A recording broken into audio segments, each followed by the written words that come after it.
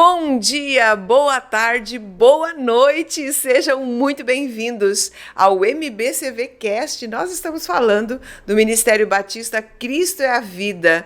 Estamos falando do Rio Grande do Sul, na cidade de Novo Hamburgo. E toda quinta-feira à noite nós chamamos alguém aqui para compartilhar experiências da sua vida, para falar um pouco do seu testemunho, do que Deus tem feito, enfim, né, para compartilhar conosco realmente um conteúdo que seja relevante, rápido, mas que possa acrescentar alguma coisa na nossa vida. Por isso, seja muito bem-vindo, muito bem-vinda. Dá um like, compartilha conteúdo se você acha que ele fez sentido para você e se inscreve no nosso canal, porque se inscrevendo no nosso canal, nós temos a oportunidade de chegar a mais pessoas. E nesta noite de quinta-feira, nós estamos trazendo para falar um pouco sobre sua história o pastor Raul Fernando Oliveira. E ele é um pastor diferente, ele é um pastor ministro de mercado. Quem é um pastor ministro de mercado? Vamos lá. Boa noite, seja muito bem-vindo. Pastor ministro de mercado é alguém que se coloca à disposição a pastorear pessoas que estão no mercado de trabalho, que vivem, dependem dos seus negócios, da sua vida profissional, da sua vida financeira. Eu sempre trabalhei na obra de Deus com o objetivo de paralelamente ter nos meus negócios. Sempre tive negócios e, ao mesmo tempo, pastorei muitas pessoas, ajudei muitas pessoas que tiveram dificuldades na sua vida, no seu dia a dia, né? Essa é a função de um pastor de mercado. Ele está onde as pessoas estão no seu trabalho, ganhando a sua sustentabilidade. E o pastor também ele é empreendedor. Ele está há 40 anos no mercado. Pastor, vamos lá, como é que tudo isso começou? E esses 40 anos, o senhor vem já como cristão ou no meio dessa história que o senhor aceitou Jesus? Como é que foi essa história aí? Eu entendo assim que a vida de um empreendedor, ela começa por uma insatisfação na sua vida de querer ter algo mais, né? Eu quando era jovem, praticamente um menino, tinha 8, 9 anos, eu tive uma decepção paterna, que meu pai foi embora, eu tive que ajudar a casa da minha mãe, nós passamos muitas dificuldades. Isso gerou um medo em mim de que eu não ia ter suprimento, que eu não ia conseguir gerar recursos para mim me manter nessa terra. Foi aí então que eu decidi empreender, comecei a vender picolé, vender pastel, essas coisas. E isso gerou em meu coração um coração de empreendedor. Eu entendo assim que uma pessoa empreendedora, ela começa primeiro pelo conhecimento. E o conhecimento está diretamente ligado ao dom que Deus te deu. Deus me deu o dom da eletrônica, da tecnologia. Na época, né, se falava muito em rádios a válvula, coisa muito antiga. E eu, desde novo, então, eu decidi fazer um curso no Instituto Universal Brasileiro, comecei a trabalhar com eletrônica. E eu me destaquei muito na questão de locução, eu tinha uma voz de locutor e tal, comecei a gostar muito dessa experiência de locutor, e comecei a trabalhar com som, com equipamentos eletrônicos, e assim eu fui me destacando como empreendedor. Em 82, vejam bem, 82, em julho de 82, eu abri a minha empresa. Tá, mas quantos anos aí, pastor, tinha nesses 82? Eu tinha 20 anos, não tinha 20, 19 anos. 19 anos. E aí eu comecei a me dedicar à minha empresa, né? Meu primeiro desafio foi, então, gravar textos para o comércio local de Sapiranga e, ao mesmo tempo, eu também consertava alguns equipamentos, fui montando amplificadores e fui construindo um trabalho na área do conhecimento que eu tinha, né? Que me gerava a razão de eu ser um empreendedor. Uma coisa importante, quando nós temos esse conhecimento e a gente sonha num projeto na vida da gente, eu, por exemplo, fui motivado pelo medo de ter perdido meu pai ter ido embora, né? E nesse momento eu precisava sobreviver. Então, o que gerou a minha vida de ser um empreendedor foi uma ferida, né? Por isso que às vezes essa palavra de Deus diz que Deus faz uma ferida e cura, né? Então essa ferida da questão da paternidade para mim foi muito importante para me tornar um empreendedor, né? E aí eu fui seguindo minha vida, passei momentos difíceis, momentos de glórias, e assim os altos e baixos aconteceram. Na verdade, a falta da paternidade próxima foi como uma alavanca. Né? Eles falam muito assim, o psicólogo ele fala muito sobre a raiva e também no sentido que a raiva nem sempre ela é boa, ela pode ser um impulsionador, ou a raiva, ou a dor, ela pode ser um impulsionador para você. Enfim, eu não vou desistir, eu não vou parar, eu vou lutar e eu vou vencer. Eu acho que tem muito a ver com também aquilo que a gente pensa, a nossa mente, porque você poderia também ter ido para o outro lado, né, pastor? Olha, a vida difícil, eu não tenho pai, eu estou aqui abandonado, nossa família está passando necessidade. Poderia ter caminhado nessa trilha e procurado o primeiro emprego. Né? No entanto, acho que já existe alguma coisa, uma semente, uma DNA que faz a gente buscar essas soluções, né? Buscar soluções. Sim. Eu entendo que depois que a gente que tem o conhecimento, né? O gerar o teu negócio, gerar o teu sonho, eu chamo a fase heróica, é uma fase muito difícil. Você tem tudo contra você, você não tem ninguém que acredite no teu projeto. No início, né? Bem no início, sim. Eu me lembro assim que quando eu comecei a trabalhar com som, a minha mãe tinha uma cultura das fábricas de sapato, que as pessoas tinham que trabalhar cedo para se aposentar cedo e tal. Então eu tinha que trabalhar numa fábrica de sapato e fazer som na época para a visão local da minha cidade, que a minha mãe tinha, era uma coisa de sem futuro. Então, a primeira resistência que eu enfrentei foi a minha própria mãe dizendo: filho, isso não é para ti, tu tem que ter uma profissão. Mãe, eu vou trabalhar com som, vai dar certo. Né? Então, é o primeiro desafio que a gente tem. Ser focado naquilo que você tem como um projeto. Né? Através do teu conhecimento que Deus te deu, através do dom que você tem, você começa a exercer o seu propósito, começa a gerar o propósito que está no teu coração. E esse momento de gerar o propósito, as dificuldades são imensas. Né? Você tem pessoas que não acreditam no seu projeto, você tem oposição em todos os lados, você não tem dinheiro para tocar o projeto, você não tem ninguém que queira investir junto com você, e assim você vai enfrentando.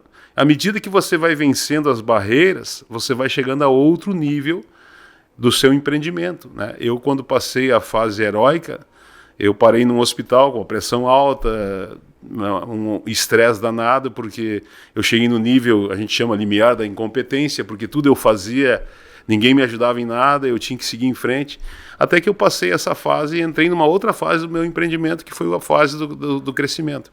Nessa fase, só para a nossa audiência entender, nessa primeira fase, que é a fase heróica, é a fase onde o empreendedor está sozinho? Na fase heróica é uma fase isso aconteceu comigo na prática, tá? Quando você tem aquele sonho de realizar um projeto que está no teu coração, as pessoas não conseguem saber o que está dentro de você. Então, você não tem poder econômico, força econômica para contratar profissionais para te ajudar. E você tem que contar com o apoio das pessoas que acreditam no seu projeto. Esse é o momento mais difícil. E quando você não encontra pessoas, e normalmente isso acontece, você se torna uma pessoa centralista e você sofre uma carga muito grande até gerar o seu conhecimento, até gerar o seu empreendedorismo que está no seu coração.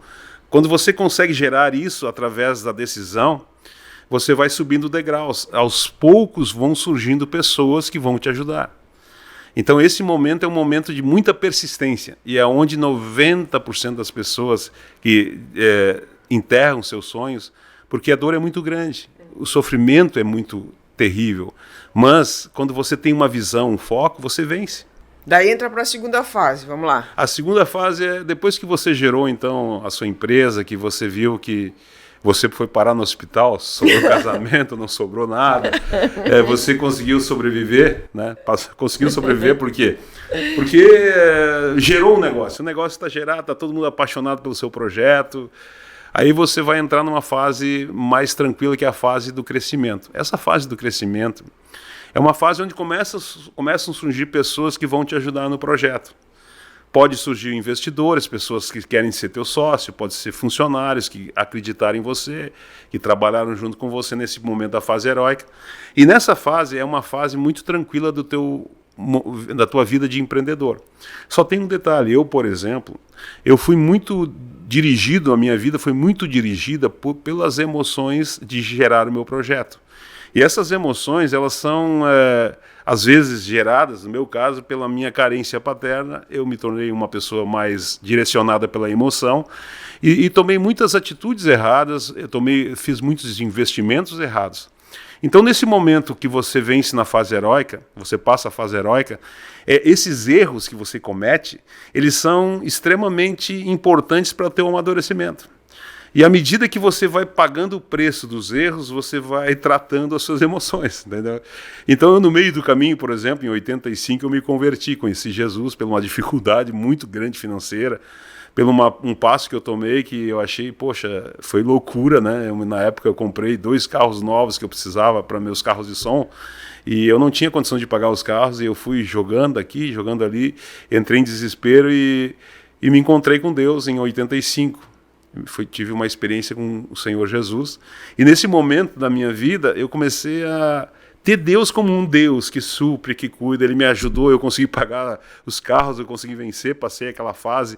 Eu posso dizer para vocês que muitas noites de angústias que não precisava nem ter, porque foi pago as contas, foi tudo resolvido, e a gente vai aprendendo. Bom, nesse momento eu tinha então um relacionamento com Deus como um Deus. Até que um dia eu fui inventar de ter mais um outro negócio dentro do meu negócio, que era em função dos mercados que vão mudando e você precisa se reajustar. Eu entrei num mercado de indústria de amplificadores na época e entrei numa crise financeira tão terrível. Eu praticamente fali, mas não tive uma falência decretada, mas economicamente eu estava falido. Eu passei momentos de situação na minha vida em que eu não tinha dinheiro para nada. E quando você não tem dinheiro para nada, você perde a motivação de tudo que você quer na vida.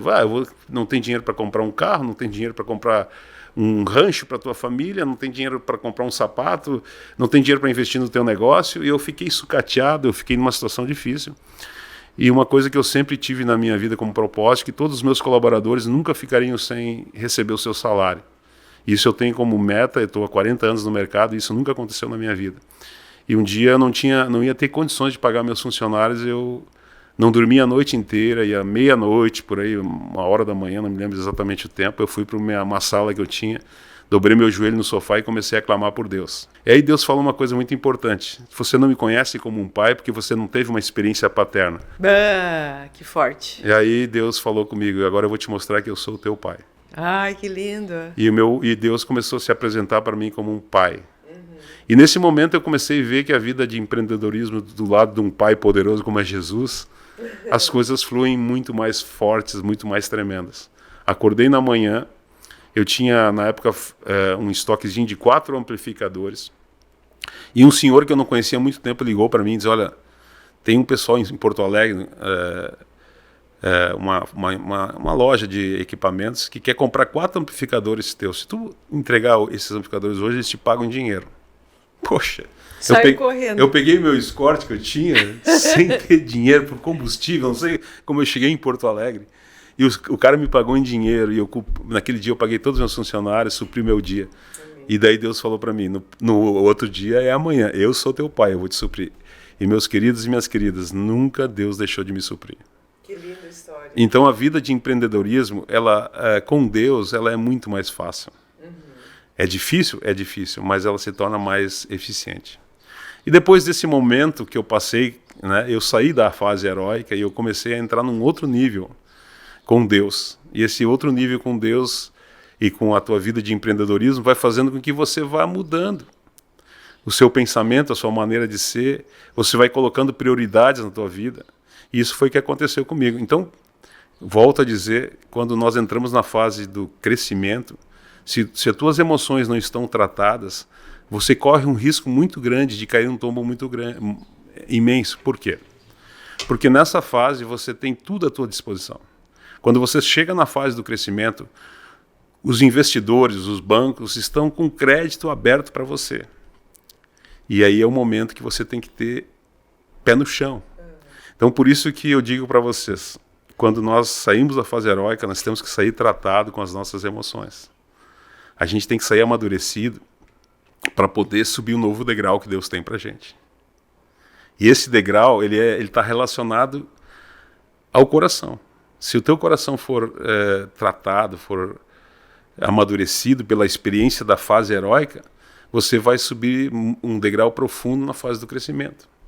E essa fase do crescimento vai fazer com que você cresça de uma forma tão grande que você vai entrar no novo degrau da tua vida de empreendedor, que é a fase da consolidação, onde as pessoas vão começar a enxergar você como um mercado forte, como um patrimônio de mercado.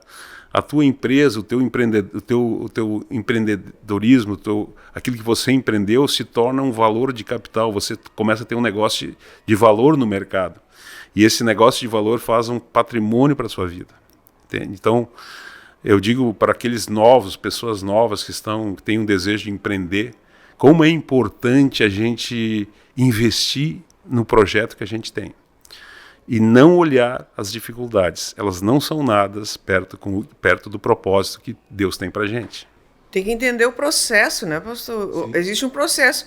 Então, tu disseste ali que tu começou como locutor, etc. Depois tu passou para a questão de som, de amplificador.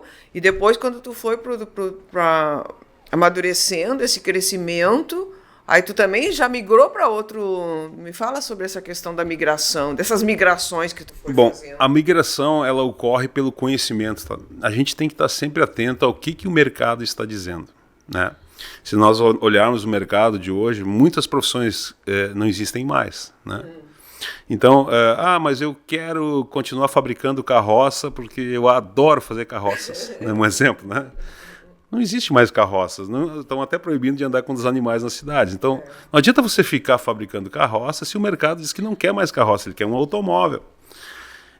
A mesma coisa na tecnologia. Quem trabalha com tecnologia, ele tem que estar mais ligado ainda. Porque uma das coisas que eu aprendi, tá, pessoal, quando eu estava com a tecnologia, quando eu descobri os CDs e os DVDs, pensa numa pessoa que se capitalizou de uma forma tão grande. Eu pensava assim, poxa, isso nunca vai terminar. Mas pelo fato de eu estar numa feira, no exterior, lá em Frankfurt, e ver o que estava acontecendo, eu participei de uma palestra do diretor de mídias da Microsoft, eu levei um choque tão grande, como se eu tivesse tomado um porre. Vocês imaginam, você está bêbado de tanta informação. Eu me senti deprimido, eu pensei, terminou o meu negócio. Eu estou... Aonde eu vou investir se ele está falando coisas? Ele falou coisas tremendas, por exemplo, na questão de imóveis, que muitos pontos comerciais vão desvalorizar, a questão dos bancos. Ele falou coisas que até hoje ainda não aconteceram, muitas coisas que ele falou. Eu pensei, poxa, terminou minha vida, terminou meu negócio. Eu nem sei o que eu vou fazer com o dinheiro que eu adquiri com CDs. Eu pensei, então agora, daqui para frente... É aí que eu volto a dizer, então nós temos que mudar, nós temos que ser abertos à mudança. Se nós não formos abertos à mudança, o nosso negócio morre, e morre mesmo. O mundo mudou, hoje as comunicações são diferentes. Você, por exemplo, você não pode mais botar um anúncio na Rede Globo, pagar uma fortuna, que hoje tem um mercado totalmente diferente de mídia, que é mais pulverizado, é diferente, ele é mais pessoal. Então as coisas mudaram. Se você trabalha com marketing, por exemplo, eu não posso mais, eu vou focar numa televisão, na novela da Globo, vou botar um anúncio. Não adianta.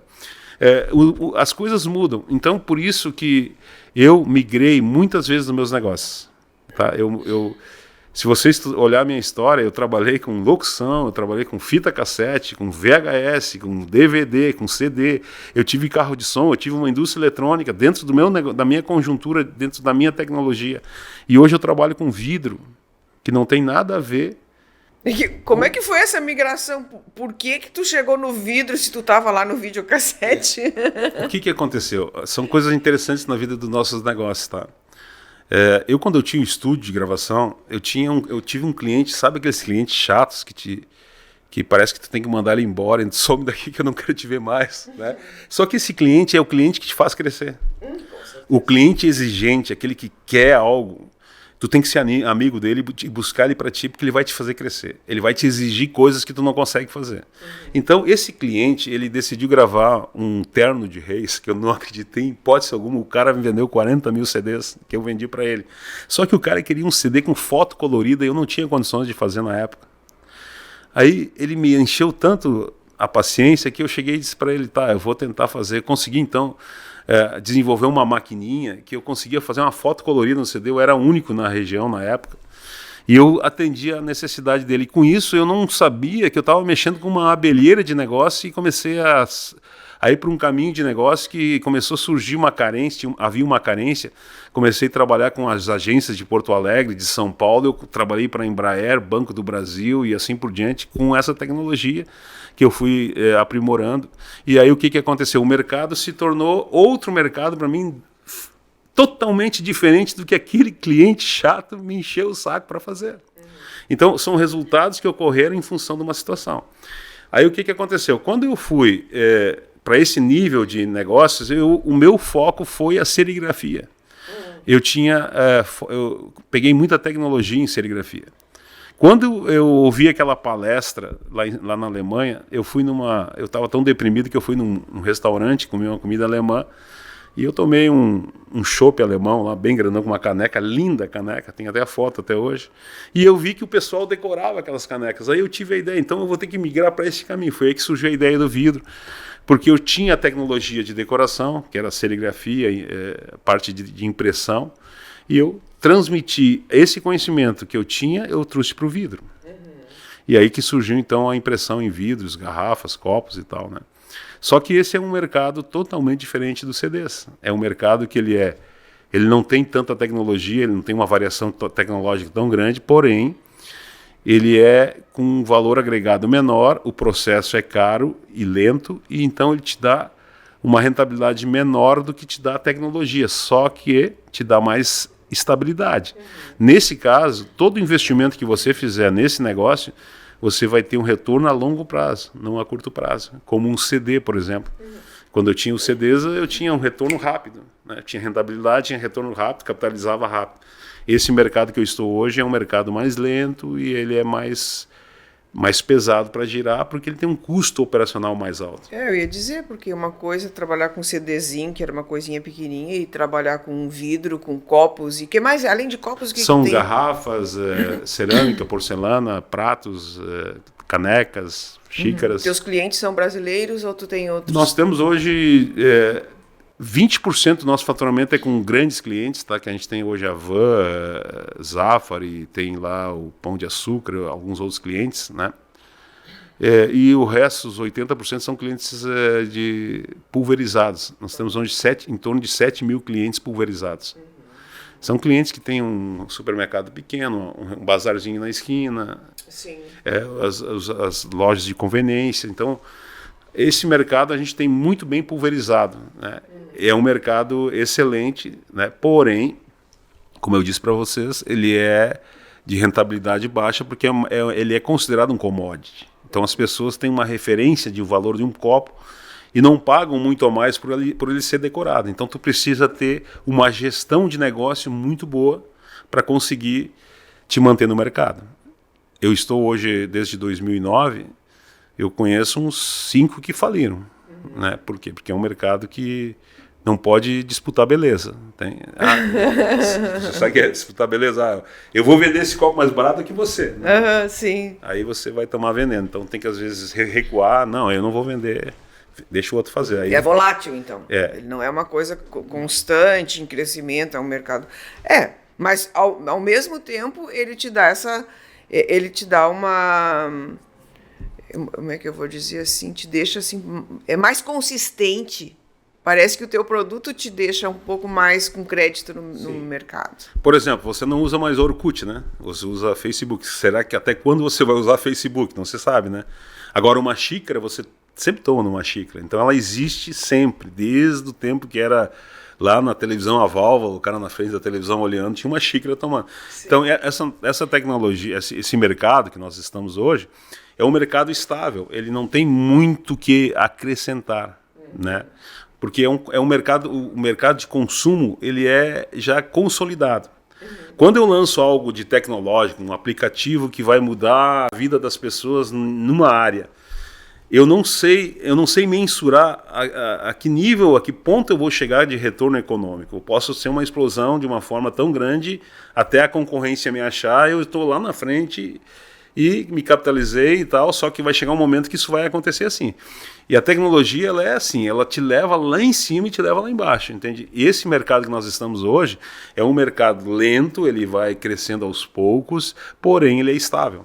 Mas as mudanças também, é como tu falou, né? Não dá para disputar a beleza. Mas sempre a xícara sempre foi redondinha. Até que um dia alguém pegou e fez uma xícara quadradinha. Isso existe. São plus, né? Plus de negócio. Que daí dá um Sim, ânimo, um fôlego. Sim. Isso é possível, né? Só que, por exemplo, nós não entramos nesse mercado de fabricação de xícaras, nada. Nós somos uma indústria de transformação, a gente decora. Entendi. A gente pega uma moça feia, vamos dizer assim, e deixa ela bonitinha e tira fotos dela bonitinha, com imagem, e apresentamos para o mercado. Isso nos agrega valor. O que nós vendemos? Nós não vendemos um copo, nós vendemos um presente, um regalo, né? Um presente que você vai comprar porque você lembrou que você tem uma amiga e que ali está dizendo você é a minha melhor amiga naquele copo, naquela xícara. Então você compra porque você viu aquilo bonito. Não é? Você não comprou uma xícara branca porque você precisa tomar um café ou coisa parecida, né? Então o nosso foco ele é criar oportunidade de negócio. Nós criamos um mercado para você. Você tem lá amigas, tem mães, pais, avós e assim por diante, times, né? Licenciamentos. Então esse mercado impulsiona a vender mais.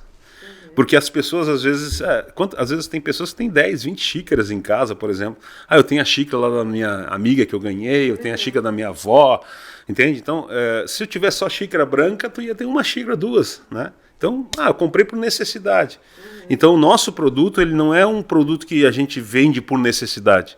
A gente vende por impulso. Você está andando no mercado, comprando alguma coisa, de repente você vê uma xícara lá, linda, com um nome de um dizer que você lembrou de uma amiga, de alguém, você vai lá e compra. Sim. E você não compara preço.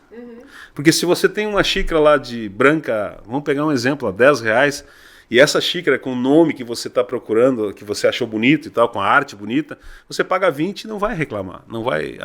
Então, existe uma oportunidade aí de criar valores, né? De agregar valores. Na verdade, tu se utiliza muito da área emocional. Por exemplo, eu ganho muito xícaras com alguns dizeres, né? Muito, muito, muito.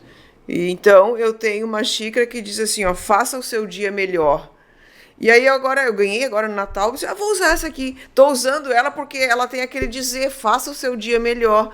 E aí todo dia de manhã, quando eu vou tomar café, eu olho a xícara, faça o seu dia melhor. Quer dizer, você vai usando o emocional das pessoas, porque na verdade eu vou dar para alguém aquilo que eu quero dizer para aquela pessoa. E se torna uma coisa muito mais humana. Né? Muito mais humano, isso é legal. Aconteceu uma coisa muito interessante recentemente no nosso atendimento ao cliente, né? A gente tem um 0800 lá.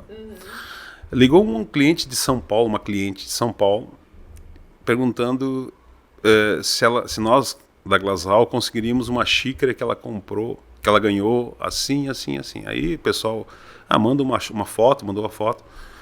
E o relato da história dela, olha pessoal, eu preciso de mais dessa xícara. Por quê? O meu namorado me deu ela de presente. E eu amava o meu namorado, ele se suicidou. E eu quebrei a xícara, eu preciso de uma xícara igual, porque eu não posso ter esse peso no meu coração. E a Glasal pegou e mandou uma xícara igual para essa cliente. Demos mais 2 xícaras de temas parecidos. Mandamos um cartão de consolo, né, pela situação que ela estava vivendo. E ela botou no Face, na nossa rede social, que se apaixonou pela Glasal. Então, isso é um ponto evidente de que nós trabalhamos com o emocional das pessoas. Com aquela coisa assim linda que eu vou ofertar para alguém algo que eu amo. É uma expressão de amor que eu tenho para aquela pessoa. Sim. né? Porque eu estou dizendo, ó, você é minha melhor amiga, ó, eu tenho uma canequinha da melhor amiga, você é minha melhor amiga. Então, você está com aquela xícara lá expressando. Esse é o foco da Glasal. Quando nós falamos, porque nós temos diversos segmentos, nós temos um segmento que é o segmento do varejo, né, que a gente faz, tem um departamento de criação, e nós temos um segmento que é o segmento do business to business, que a gente faz produtos para um cliente específico, tipo uma garrafa com uma marca, com desenho, conforme o cliente quer, um copo com o nome do cliente e assim por diante. Então esse é um outro segmento que a Glasal também trabalha, aproveitando a nossa tecnologia, e a gente consegue com isso atender diversos segmentos de mercado. Muito bom, muito bom. Foi uma aula hoje, né, gente? Nosso tempo esgotou, mas a gente poderia seguir falando muito tempo. Mas eu queria deixar a oportunidade, então, para o pastor Raul estar passando o site, e para que você também possa conhecer um pouquinho mais da Glass Hall, e talvez, né, você até tenha uma empresa, necessite, né, de agora para Dia dos Pais, Dia das Mães, Dia dos Namorados, né, tudo que é dia aí, ou simplesmente você queira fazer um agrado e demonstrar o seu amor através de um desses produtos dele. Então, qual é o seu endereço, site, para que as pessoas possam acessar e comprar seus produtos? Ok. A Glasal, ela tem os produtos estão em diversos pontos comerciais, né? Mas o nosso site é glashall.com. É com L ou com... É glassral.com. Temos o Instagram, temos o Facebook, né? Tem no YouTube alguns vídeos e reels, né? E a gente, o nosso produto, ele está em diversos, está no supermercado, está no Zafra, tem diversos locais. A Glasal, ela não vende, ela vende no caso, pelo e-commerce, que é o Glass Home, a glasshome.com. É onde você pode comprar pela internet. Lá tem diversos produtos nossos, né? Então é Glass Home, GLASSHOME. Sem ponto no meio, Glass Home. Tudo junto, .com.br. E esse é um site que a gente trabalha com e-commerce, das pessoas podem comprar diretamente. E se você quiser comprar, tem os pontos comerciais, tem diversos aí em Novo Hamburgo, Porto Alegre, o Brasil inteiro a gente tem pontos comerciais onde você encontra nossas canecas, copos e assim por diante. Muito bom, pastor, muito bom. A aula de empreendedorismo, ou seja, não desista. Sucesso tem uma palavra que segue ele, que é a perseverança. Só chega ao sucesso quem não desiste, né? Então, que você possa ter recebido esse conteúdo de uma forma muito especial, muito carinhosa nessa noite. Muito obrigada pela tua presença aqui, pastor. Obrigado por vocês nos assistir, por esse convite aqui maravilhoso aqui. Me sinto muito honrado por esse convite. Ok, Deus abençoe, tchau.